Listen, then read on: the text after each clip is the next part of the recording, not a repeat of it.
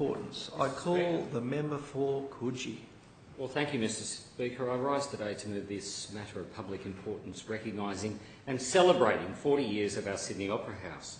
This is a matter of public importance because the Opera House, along with the Sydney Harbour Bridge and Sydney Tower, is one of the most iconic images on our city skyline. It is also one of the most iconic images of Australia and is arguably our most popular tourist attraction. When people abroad are asked to name an Australian building that they know, invariably they will say the Sydney Opera House. The architectural wonder that is the Opera House has become a critical and important part of Australia's cultural identity and international brand. It is one of the 19 sites in Australia on the UNESCO World Heritage List and one of our only 3 cultural or man-made sites. Visitors to the Opera House from around Australia and the world flock to the Opera House in great numbers, with around 8.2 million visitors to the site each year, including hundreds of thousands of people undertaking guided tours of this facility. It is also one of the busiest performing arts facilities in the world. In 2011, around 1.4 million people attended 1,808 performances at the Opera House. Many of the world's finest performers have indeed entertained and moved audiences there. The Opera House also makes a very significant contribution to the New South Wales economy. It is one of New South Wales Government's most valuable built assets, recently valued at $2.1 billion.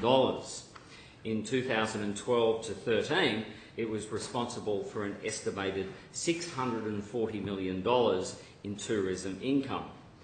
The New South Wales Government is looking ahead to how the Opera House can be maintained and nurtured for the future. To do this, the Government has committed $13.7 million of funding in 2014-15 to develop a master plan and for the site. The Government has also provided over $150 million towards the Vehicle Access and Pedestrian Safety Project at the Opera House. This project involved the remediation of existing roads surrounding the site, excavation of new access road and loading dock and diversion of the Bennelong Drain, the stormwater drain servicing parts of the Sydney CBD which run across the site. It was the largest construction project undertaken here since the opening of the Opera House itself. You know, I remember back as a 10-year-old sitting there, I had the day off school. I had a sick day, shame. On the day that the opening took place, and it was televised live, and I watched it, and my mother had a Coogee Public School Ladies Auxiliary meeting round at the house on that day, and we all sat around the television in awe finally of the opening of this great icon, because as many of my vintage and indeed the member for Mount Druitt would remember well, how long it actually took to complete. It took many, many more years to complete this fantastic building, and many more millions of dollars than was anticipated.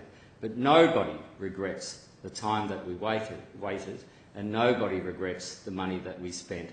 Now, I think it was one of the first times when a lottery was introduced to actually pay for the building, and the Opera House lottery was one of the most heavily subscribed in New South Wales.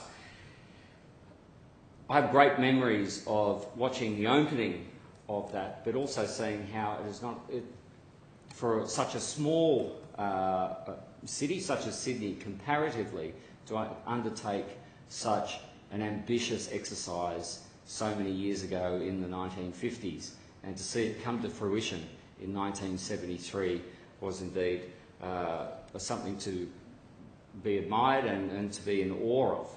I think all of us as Australians cherish this building, as indeed many do around the world. I want to say happy birthday to the Sydney Opera House. I think it doesn't look its 40 years, but it's with the money that this government is actually putting in to maintain that facility, it's going to be around for many, many, many more years to come.